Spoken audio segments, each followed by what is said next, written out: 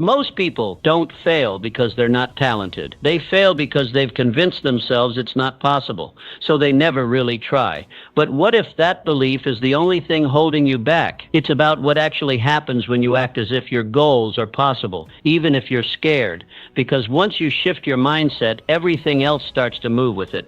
One, believe as if the future already belongs to you. There is a force far more powerful than talent or education. It is belief. And until you possess it, all your potential sleeps like a lion in chains. Belief is not a wish. It is not hope. It is the inner knowing that what you desire is already yours. When you believe with unwavering certainty, when your heart and your mind align in agreement with your future, you tap into the hidden engine of creation. Belief doesn't simply change what you do, it transforms who you are. It elevates your identity until the impossible bows before your conviction. Understand this truth. Most people float through life with weak intentions. They wish things would change. They hope for a breakthrough, but they do not believe. The Apostle Paul said in Romans 4:17 that faith calls those things which are not as though they were. That's not poetry. That's a law of the mind. The person who acts as if it already is will always outperform the one who waits for proof. Your belief must come before the evidence. The evidence does not build the belief. The belief commands the evidence to appear.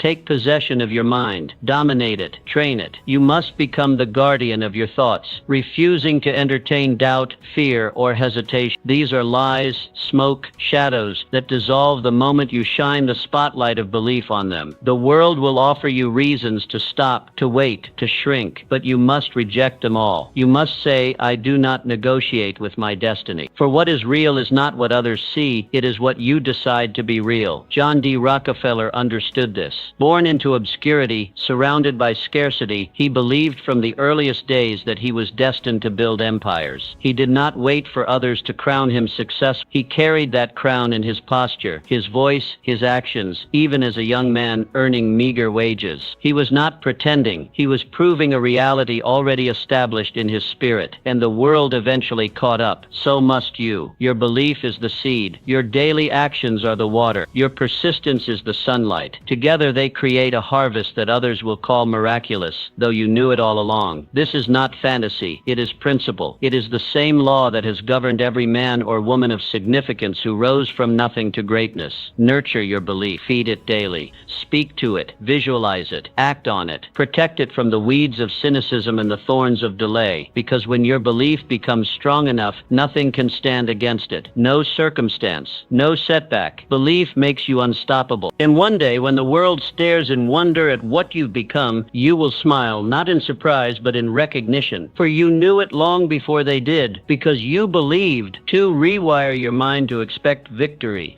You cannot achieve greatness while expecting failure. That is not merely a statement. It is a spiritual law. No individual can rise higher than the thoughts he allows to dominate his mind. If you secretly expect to lose, you will. If you prepare for defeat in your heart, no strategy can rescue you. The mind, once conditioned to fear, to doubt, to see obstacles instead of opportunity, will sabotage every chance at breakthrough.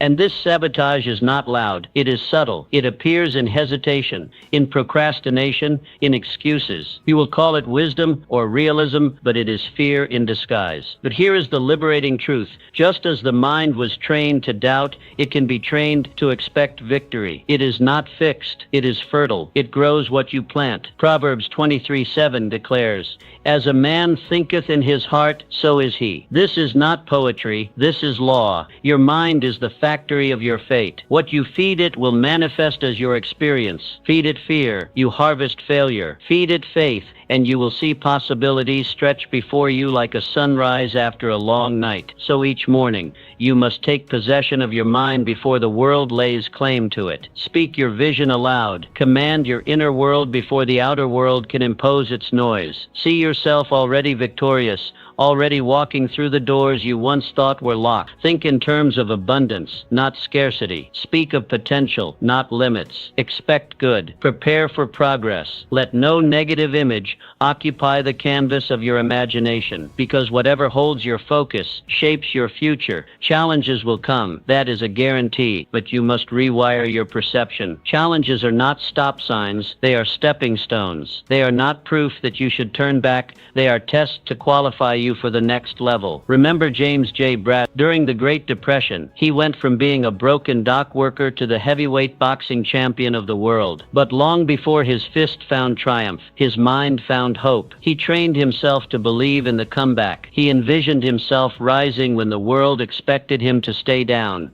And because he believed, he fought differently. He endured more. He walked into the ring already crowned in spirit. The moment you believe the tide can turn, life begins to align itself with that expectation. Circumstances shift. People appear. Opportunities emerge. Not because they weren't there before, but because now your eyes are trained to see them. The current of life begins to flow in your favor when your belief becomes stronger than your fear. And that is not luck. That is cause and effect. You must become the architect of your inner world. Construct a vision so strong, so clear, that no temporary defeat can shake it. Discipline your thoughts. Monitor them like a watchman at the gate. Refuse to let mediocrity or comparison take root. Every day is a battle for belief, and every time you expect better, you rise higher. Train your mind to expect elevation, and elevation will find you. This is the secret of the achievers, the victors, the giants of history.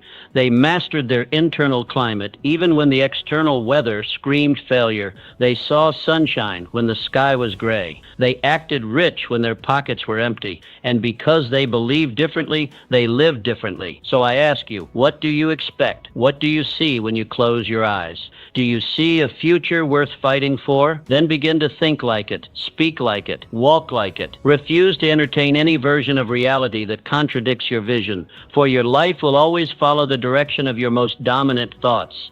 Victory does not visit the doubter. It belongs to the one who expects it, plans for it, and refuses to settle until it is theirs. The current is waiting. Believe and watch it carry you to heights you once only dreamed of. 3. Act as if your goals are non-negotiable. The average man treats his goals like wishes. Fragile ideas easily broken by delay, discomfort, or distraction. He says, I want, but he does not mean I will. He waits for ideal conditions, for signs, for validation. But you must be different. If you are to rise, if you are to lead a life of power and legacy, then your goals must become law, non-negotiable, unbreakable, final. You must treat your objective not as a dream, but as a command you have issued to yourself and to the universe, a command that cannot return void. You are not here to beg the world for favor. You are here to declare your outcome and back it with unshakable conviction. Success is not given to the man who hopes. It is earned by the one who decides. Your mind must be made up so completely, so finally, that even if storms arise or obstacles stand tall, you walk forward without blinking. Your decision must burn within you like a divine fire, unquenchable, untamed, unstoppable. This is the energy of creation. In Exodus 14:15, God did not tell Moses to wait for the sea to part. He commanded him to go forward. It was only after Moses moved that the waters split. So it is with your life. The path does not appear before your step. It appears because of your step. Most people wait to see the full staircase, but power belongs to the one who climbs with faith in his feet. Do not wait. Move. Even when the road looks like ocean. Madam C.J. Walker understood this. Born into poverty as a washerwoman's daughter, she could have accepted the script handed to her by society. But she did not. She rewrote her story. She did not treat her goal as a gamble. She treated it as a destiny. She acted quickly, built strong alliances, learned relentlessly, and moved with a sense of divine urgency. She didn't have time for excuses, for doubts, or for the opinions of lesser minds. Her belief became her armor. Her goal became her law. You must now do the same. Carry yourself not as someone hoping for transformation, but as someone already becoming the future you envision. Your walk must change. Your voice must deepen with certainty. Your eyes must reflect a soul soul that has decided when you speak, the world should hear the echo of inevitability. When you move, the ground should sense purpose. This is how kings and queens are forged. Too many dreamers fail not because their goals are too high, but because their belief is too low. They negotiate with their goals. They allow feelings to interfere. But when a goal becomes a law, there are no off days. There are no back doors. There is only forward, only fire, only finish. Write your vision on the tablet of your heart. Burn it into your habits. Protect it with your time. Water it with action, and watch how doors open that logic cannot explain. Watch how people appear, how opportunities arise, how favor flows, not because you are lucky, but because the universe obeys those who believe enough to move. Make your goal a law. Let it become your identity. And once it does, no force on earth can stop its fulfillment. 4. Surround yourself with belief builders, not doubt dealers. No man, regardless of talent or potential, is strong enough to believe in himself while drowning in the voices of doubt. You may possess a vision so pure, so powerful, that it can ignite mountains, but if you place it in a toxic atmosphere, it will wither before it ever begins to burn. Your environment is not neutral. It is either lifting you or lowering you. It is either feeding your belief or bleeding it. That is why you must guard it as fiercely as a king guards his throne. You are the gatekeeper of your mind, and every word you hear, every opinion you entertain, every person you associate with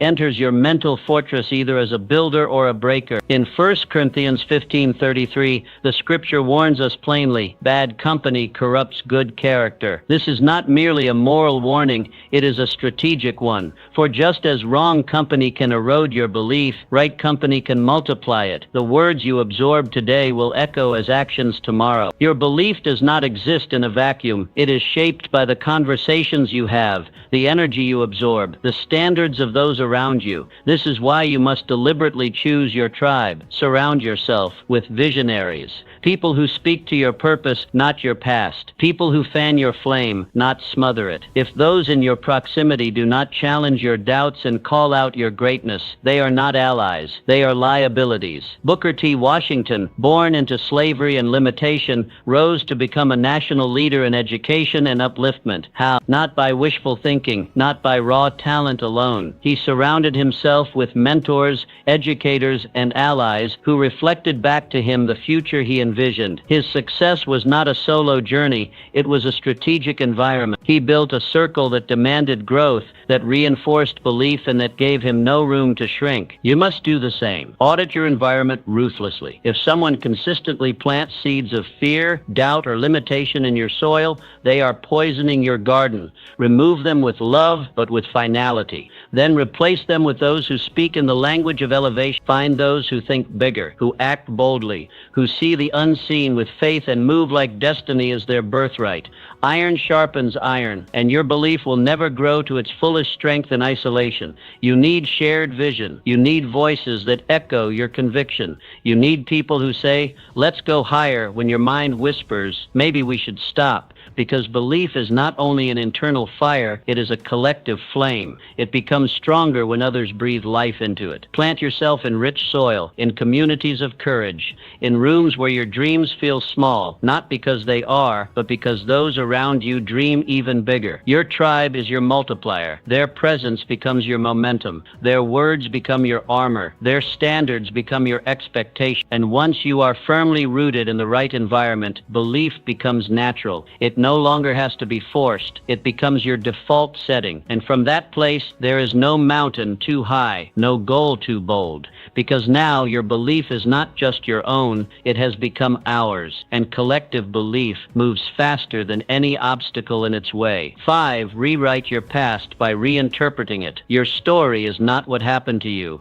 It is how you tell what happened to you. Every event, every heartbreak, every closed door is not your identity. It is raw material, and like any raw material, its power lies not in what it is, but in what you make of it. Most people wear their pain like a prison sentence. They rehearse it, replay it, relive it, until it defines them. But champions, builders, and visionaries do something different. They take their wounds and forge them into wisdom. They stop asking, why me, and begin asking, what now? You must understand this truth. Your past is not a verdict. It is a classroom. Every failure you endured, every betrayal you survived, survived. Every delay you hated was not there to destroy you, it was there to develop you. In Genesis 50:20, Joseph tells the very brothers who sold him into slavery, "You meant evil against me, but God meant it for good." That is not denial, that is dominion. It is the power to reinterpret your scars, to pull gold from the ashes. Pain is not the enemy, it is the sculptor of your purpose. Stop rehearsing your pain. Start harvesting the purpose that was hidden in it. If you only see what you lost, you will miss what you gain. Strength, discernment, patience, clarity. These are the treasures forged in the fire. Your story gains power when you stop narrating it with pity and start narrating it with perspective. You were not buried, you were planted. Now rise. Ray Kroc is a testimony to this principle. Before building McDonald's into a global empire, he spent decades selling milkshake machines. Most would call that a failure, but not him. Every failed business deal, every delayed breakthrough became the training ground for his final assignment. He didn't curse his past, he used it. And because of that, when his moment came, he was ready. Your setbacks do not disqualify you. They qualify you if you choose to read them rightly. The past is not a chain, it is a blueprint, and it is waiting for you to reread it with new eyes. Reinterpret what happened. Reclaim its value. If you see every hardship as punishment, you will never rise. But if you see it as preparation, you will step into your future with power. You are not the product of what happened to you. You are the architect of what comes next. Carry your history not as a wound, but as a weapon. Let your scars speak not of defeat, but of endurance. Let your history be a platform, not a prison. The greatest leaders in history did not rise because they were untouched by pain. They rose because they redeemed their pain. They gave new language to old events. They wrote new meaning over old memories. You must now do the same. Begin to bless your past. Speak life over it. Say, that taught me, that trained me, that was necessary. Because when you bless your past, your future opens with grace. The gates swing wide. The atmosphere shifts. And you begin to move, not with regret but with revelation. Your story is a sword. Wield it. Let your testimony be a declaration that pain was never the end. It was only the beginning of your power. Use challenges to sculpt your belief. Your belief is like a muscle. It does not grow in comfort, but under pressure. Without resistance, your faith remains flabby, soft and untested. It may sound good in speech, but it has no strength in battle. Just as muscles tear before they rebuild stronger, your belief must be tested before it becomes unshakable. And this is not punishment. It is preparation. James 1:2 tells us plainly, "Count it all joy when you fall into various trials, knowing that the testing of your faith produces endurance." Trials are not barriers to destiny. They are bridges to it. We must stop viewing challenge as something to avoid. It is the gymnasium of the soul. Every hardship, every delay, every disappointment is a weight that when lifted builds inner might. Challenge is your sculptor. Let it carve away your doubts. Let it chisel your excuses. Let it define your edges and reveal your essence. The very pressure you resist is the pressure designed to reveal your power. When the world pushes you back, push harder. When your plans collapse, build smarter. The test of belief is not in how loudly you declare it when things are easy, but in how firmly you stand when everything shakes. Faith that only functions in fair weather is not faith. It is fantasy. But belief that stands its ground in the storm becomes invincible. George Washington Carver, born into slavery, orphaned, and denied access to most opportunities, he had every reason to fold, but he did not fold. He focused. He studied the peanut, a simple, overlooked crop, and extracted over 300 inventions from it. Paints, oils, plastics, medicines. Where others saw limitation, he saw innovation. He turned resistance into revelation. His adversity became his advantage. That is how you must begin to view every setback. Not as evidence of failure, but as opportunity in disguise. When pressure comes, let it press you into purpose. When delays appear, let them deepen your discipline. When opposition rises, let it refine your strategy. Each trial becomes your trainer. Each hardship becomes your hammer. and you become forged like steel. Your belief does not become unstoppable because it avoids fire. It becomes unstoppable because it walks through fire and emerges forged. The ones who achieve greatness are not those with easy paths, but those who learned how to turn pressure into progress. They don't just survive, they transform. So the next time you face a wall, don't retreat. Let that obstacle become your exercise.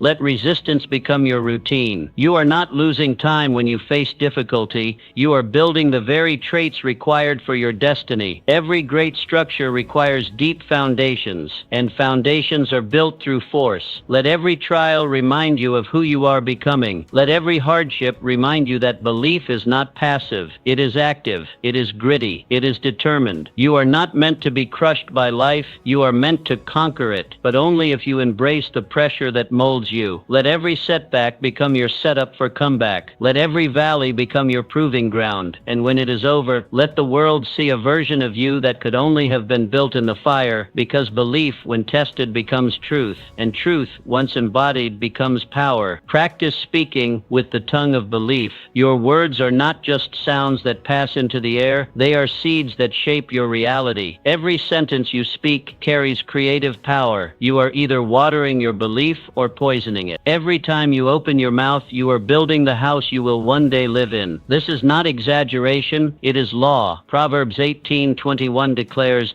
"Death and life are in the power of the tongue." Words don't just describe your life, they design it. Most people speak casually, carelessly. They complain, they self-criticize, they verbalize defeat, and then they wonder why their life mirrors their fear more than their faith. But your speech is a mirror of your mind. What you consistently say reveals what you consistently believe, and what you believe becomes the blueprint of your behavior. So ask yourself, what are you saying? When you speak of your future, do you speak with boldness or with dread? When you describe yourself, do you use the language of strength or self-sabotage? You cannot expect to build a palace with the vocabulary of a prisoner. Your words must match the level of your vision. Speak up, not down. Speak forward, not backward. Clara Barton understood this. Rejected, overlooked, and called unqualified by those in power, she refused to let the world write her identity. She wrote her own. She called herself capable, needed, and prepared long before others recognized it. She used her words as armor, as a weapon, as a foundation, and eventually the world caught up to the reality she had already declared. You must do the same. Begin to speak life into your vision. Say aloud, "I am chosen. I am prepared. I am rising." Let these words become your rhythm, your daily declaration. Let them echo in the chambers of your mind until your actions align with your speech, because words do not return empty. They create what they were sent to build. Speak with precision. Speak with purpose. Don't speak based on how things look. Speak based on how you are determined they will be. Say what you want until you see what you say. This is not delusion. It is discipline. It is the ancient art of calling things forth with faith. Just as Romans 4:17 says, "God who gives life to the dead and calls those things which do not exist as though they did."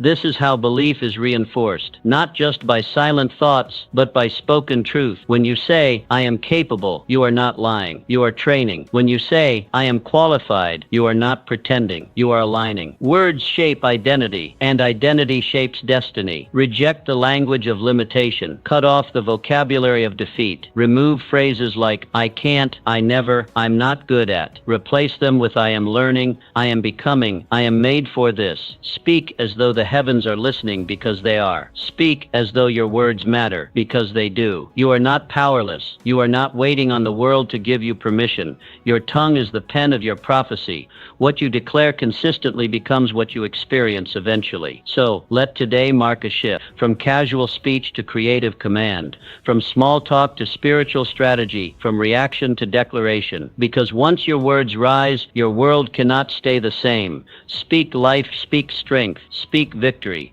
and keep speaking it until what you say becomes what you see. Set your vision in stone, but your path in sand. There is a difference between the goal and the method. The goal is your North Star. It must be fixed, clear, and unshakable. But the method, the path you take to reach it, must be as flexible as water. Too many people confuse the two. When one plan fails, they abandon the dream. When one door closes, they assume the vision was wrong. But destiny is not a straight line. It is a winding road, and your ability to adapt determines how far you travel. The Israelites had a promised land. That destination was never in question. But the journey, it was filled with deserts, delays, battles, and turns they never expected. They wandered, they adjusted, they grew, and yet the promise never changed. The lesson is this: your method may need to change 100 times, but your goal should remain untouched. If one route closes, find another. If one door locks, knock on the next. If the map tears, draw a new one, but never lose sight of the treasure. Andrew Carnegie is a living testimony to this principle. He did not begin as a titan of industry. He began as a bobbin boy, earning a few dollars a week in a cotton factory, but he didn't let that starting point define his ending. He climbed, he pivoted, he educated himself. He formed strategic alliances. When one opportunity dried up, he found another. He did not treat blocked paths as dead ends. He saw them as invitations to invent a new route. His goal was greatness. His method, constantly evolving. You too must learn to bend without breaking. A tree that refuses to sway in the storm will snap, but a tree that leans with the wind remains rooted. So it is with your purpose. Rigidity in vision is strength. Rigidity in process is folly. The world is constantly shifting. You must shift with it. What worked yesterday may not work today. What was once a strength may now be obsolete. Wisdom is the ability to discern the difference. Never confuse a detour with a dead end. Just because life takes you in a circle doesn't mean you're lost. Sometimes the long way becomes the right way. What matters is not how straight your path is, but how steady your spirit remains. Keep your eye on the mountaintop, even if the trail disappears beneath your feet. Vision will carry you when visibility is gone. Build your plans with determination, but walk with humility. Be prepared to abandon methods, not missions. Be quick to shift tactics, not targets. And above all, be rooted in the why, even as you modify the how. This is the strategy of champions. Clarity of purpose, flexibility of approach. Flexibility is not weakness. It is wisdom with vision. It is strength that knows how to move. The most dangerous thing you can do is cling to a broken plan out of pride. Adjust, rethink, rebuild, not because your goal has failed, but because you are wise enough to evolve with the terrain. So as you pursue your purpose, remember this: the method is the servant, not the master. Let your dream stand like a mountain. Let your method flow like a river. And no matter how often the path twists, never question the destination. Stay fixed in your goal. Stay fluid in your method, and you will arrive stronger, wiser, and exactly where you were always meant to be. 9. Take full ownership of your power to choose. Everything in your life begins with a decision, not a condition, a decision. Far too many wait for the perfect time, the right mood, or the ideal circumstances to act. But life does not reward hesitation. It rewards clarity. It rewards boldness. Deuteronomy 30:19 issues a divine command. I have set before you life and death, blessing and cursing, therefore choose life. This is not a suggestion. It is a call to power, because choice is the steering wheel of destiny. Where your life goes next is not up to luck. It is up to what you decide now. People do not fail because they lack talent. Most fail because they never truly decided to win. They hovered, they postponed, they gave themselves too many options. And indecision, though it feels safe, is the slowest form of self-destruction. Every dream you delay becomes a seed that never grows. Every excuse you entertain becomes a wall that blocks your future. But the moment you choose, truly choose, everything changes. Your moment of decision is your moment of power. That's when the tides begin to turn. That's when momentum ignites. That's when the universe, circumstances, and people start responding to your internal authority. It is not your resources that make the difference. It is your resolve. The world honors the man or woman who moves with conviction. Harriet Tubman is one of history's clearest examples. She was born into slavery, a condition so brutal it could have paralyzed her spirit. But she chose freedom. And then, with even greater courage, she chose to return again and again to rescue others. She did not wait for permission. She did not wait wait for laws to change. She moved in spite of the danger. Her decision gave her divine momentum. What she chose became the seed of liberation for generations. You must now do the same. Choose your standard. What will you no longer tolerate? What level of excellence will you now demand of yourself? Choose your direction. Where are you truly going and what is worth giving your life to? Choose to cut off every excuse, every lie that tells you it's not the right time. Let today be the day you stop waiting and start becoming. When you decide, the world adjusts. Resources that were hidden begin to surface. Opportunities that were locked start to open. Not because the world changed, but because your posture did. You are no longer passive.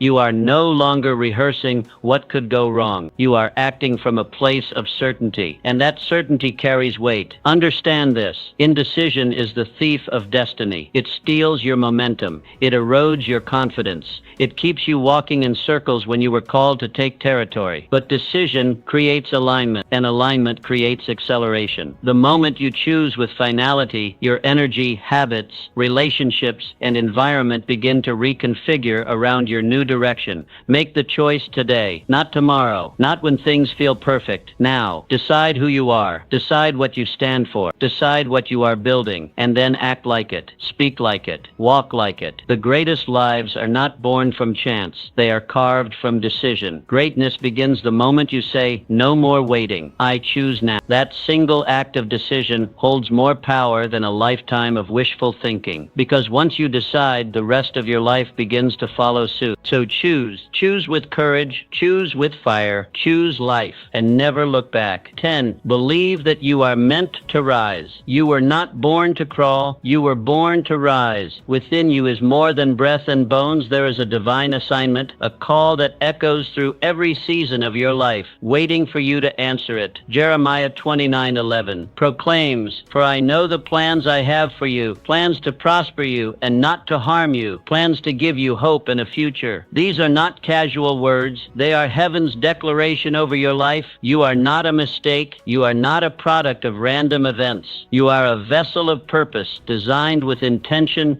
and released into this world with significance. The world may have dismissed you. Circumstances may have tried to confine you, but destiny knows your name. Heaven has kept the records, and your time is not coming. Your time is now. Walk like someone who carries destiny in their bones. Let your posture declare that you are here on assignment. Speak like someone who has something sacred to say. Your words should carry the weight of vision, not the fear of rejection. Act like someone whose moment has come, because it has. Helen Keller, though born without sight and sound, refused to accept limitation. She could have stayed hidden in silence, but instead she became a voice for millions. She did not wait for the world to offer her a platform. She created one. She believed her life held meaning, and she fought to express that meaning against every odd. And because she believed, others began to believe too. So must you. Your life is not small. Your vision is not invalid. You do not need anyone's permission to rise. What lives inside of you is sacred. You must protect it, nurture it, release it. Your journey, with all its detours and delays, has prepared you for this moment. Nothing has been wasted. You must believe this. Your time is now, not tomorrow. Not when you feel more qualified. Now, when you step forward with fire in your spirit and certainty in your heart, you activate forces seen and unseen. You send a signal to the world that you remember who you are, that you were not born to crawl in fear or live in shadow. You were born to rise, and rise you shall.